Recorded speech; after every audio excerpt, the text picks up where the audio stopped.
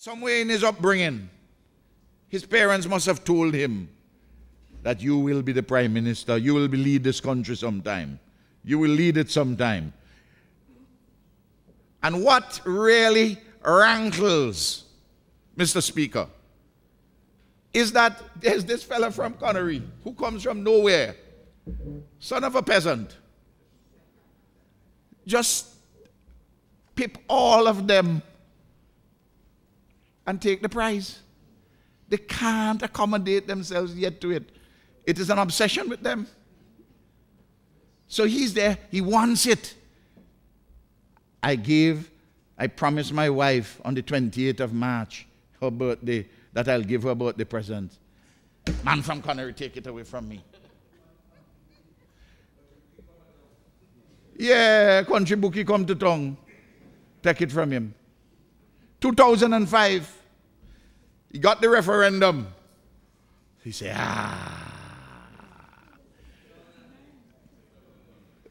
2009, the referendum. He said, I have him now. I have him now.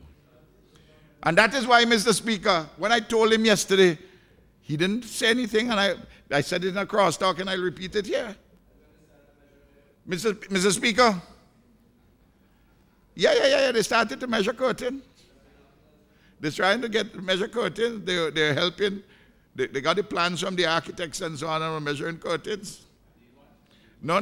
Those are what you all call Saddam Palace.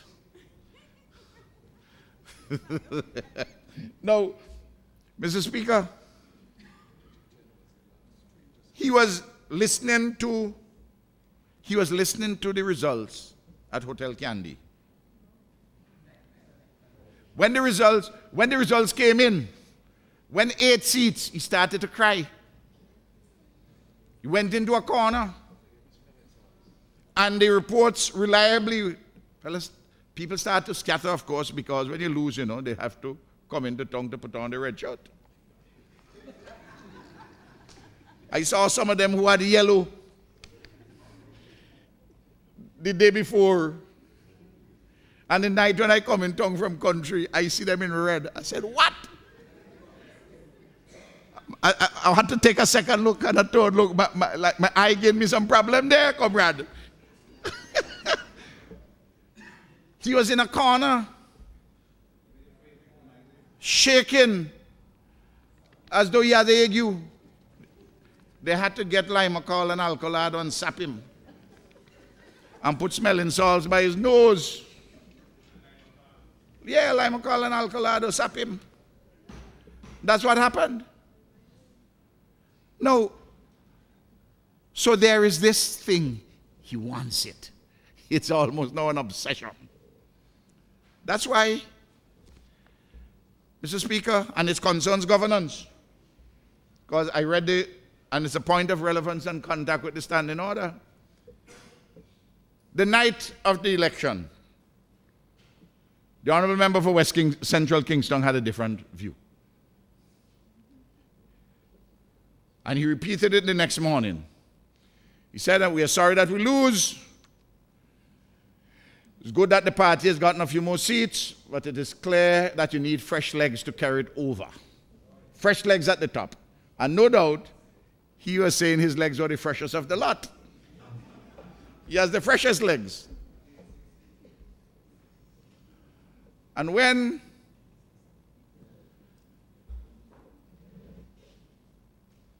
on the night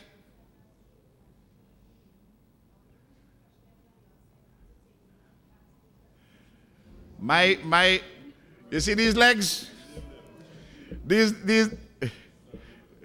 legs and these eyes. I know you're watching my eyes, I know you're watching my eyes over there. I saw you took off your glasses to watch my eyes. Thank you very much. Thank you very much. You see better without the glasses? Oh, with the glasses. But you had to, but when you take them off, you kind of spy me. You kind of spy me. And thank you very much for spying me. Mr. Speaker.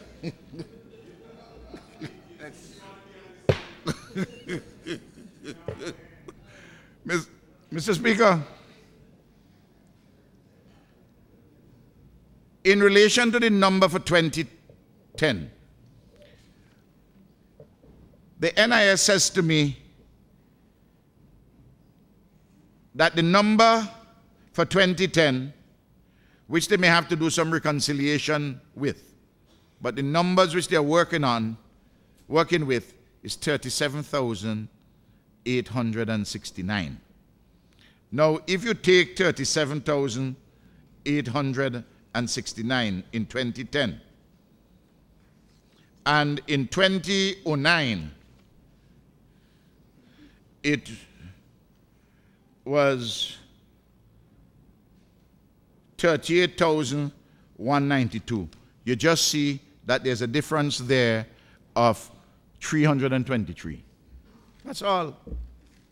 That is more realistic. That if you have a decline of the active number of employees. But Mr. Speaker, you have to put on, in addition to the active number of employees, you have to put the active employers, and you have to put the active self-employed persons. And the active employers in 2010 was 2,002 persons, and self-employed active was 1,014, giving you a total of 39,000, giving you a total of, it's over 40,000, 37,000. Let me get the number there. 37,869 plus 2,002 plus 1,014, just over 40,000. Whereas in 2001, when we came to office, the number was just over 34,000, the aggregate number. Maintaining the position which you have always maintained, that under the ULP, we have had significant increases in employment. Now, I want to say a few things additional, Mr. Speaker. I just want to correct another error by the Leader of the Opposition. He said that the government, that the NIS has $62 million invested with British American alone. Well, that's not true. They have $6.51 million invested in British American. Yeah, I think the pointer's in the wrong place. And for CL Financial Barbados, they have $11.95 million. And with CL Financial Trinidad, $35.47 million, giving a total of $53.93 million. Mr. Speaker, it's important for me to provide some data on the NIS. Even though there was a slight decline in contribution, a slight decline in numbers between 2009 and 10, the contribution income has gone up from $41.5 million to $42.5 million. The benefit expenditure was $29 million in 2009 and $30.5 million in 2010. The net income was $22.2 million in 2009 and $20.2 million in 2010.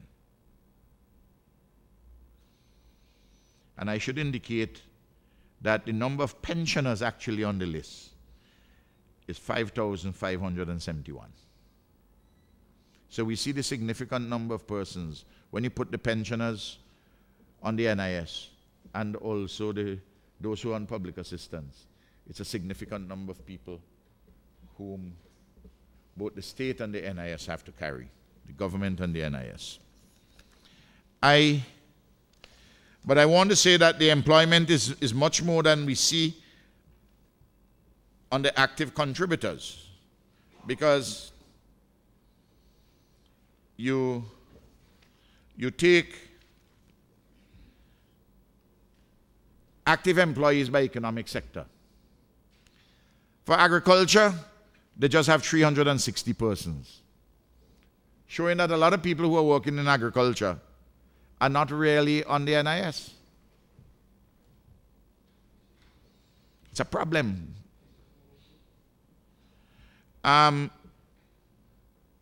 Fishing, only 32 persons.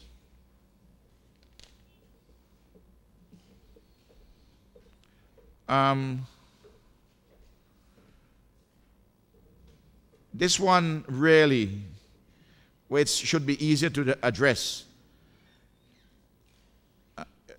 Work in private houses, just 617 persons. And of course, we know we have more than 617 persons who work in people's private homes. So you have a far more employment than you have on the list, the active list. Now, other information, Mr. Speaker. It's part of the ongoing debate.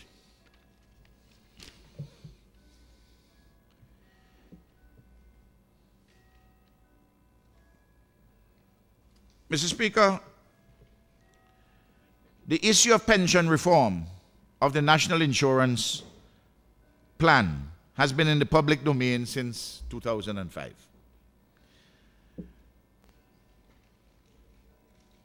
So that the proposed reform measures, we have been reflecting on them for quite some time. The sixth actuarial valuation of the NIS, which stated specifically to increase the current contribution rate to at least 11.64% of insurable earnings within the next 5 years. That report was publicized late 2005, early 2006. Then the seventh actuarial valuation report also highlighted the need for a contribution rate increase within the next couple of years. And we had the IMF, the Fiscal Affairs Department, in late 2007 do a study for us called Assessing Pension Reform Options. So that I want to say it's not the collapse of CLICO, CL Financial, which has been driving us to this. It's our understanding of the problems of a insurance system which is young, and as it matures, going to have some challenges, combined with what we have seen on the pension and retirement benefits. Because, let me say this, if the Honorable Leader of the Opposition, when he was Minister of Finance, didn't change the pension arrangement, I would not have had to be finding now $7 million additional for retirement benefits for this year. But he took the political way out. You see, I noticed that the Honorable Senator Batiste, I know she has even a residual affection for me, because I see she listens and she says a few things under her.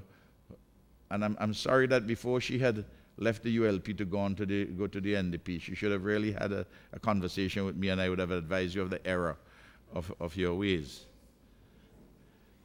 Yeah, but you know, but it's okay.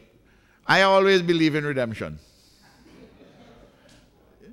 Yeah, I know redemption ultimately there. That one is with God, and we go for. But I'm talking about on the ground politically. You say that redemption can come. You know, you sing a sankey and you light a candle. Mr. Speaker, you